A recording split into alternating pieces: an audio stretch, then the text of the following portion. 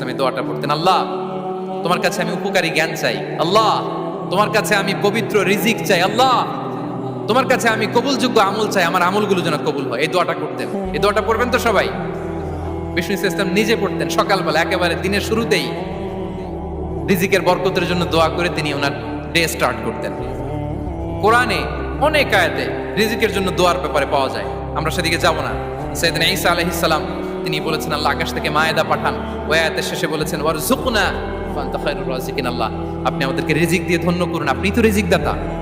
আল্লাহ নবী ইব্রাহিম আলাইহিস সালাম তিনি দোয়া করেছেন রব্বি জাআল হাযা বালাদান আমিনা ওয়ারযুক আহলাহু মিনাস সামারাত, আল্লাহ এই জনপদকে মক্কাকে আপনি পবিত্র নগরী, এই নগরীকে আপনি নিরাপদ নগরী করুন, আর এই নগরীর অধিবাসীদেরকে আপনি ফলমূল দিয়ে রিজিক দান করুন। তাহলে নবীরা তারা স্বয়ং রিজিকের দোয়া করেছেন। আমরা যেন রিজিক প্রাপ্তির জন্য, রিজিকে বারাকার জন্য আল্লাহ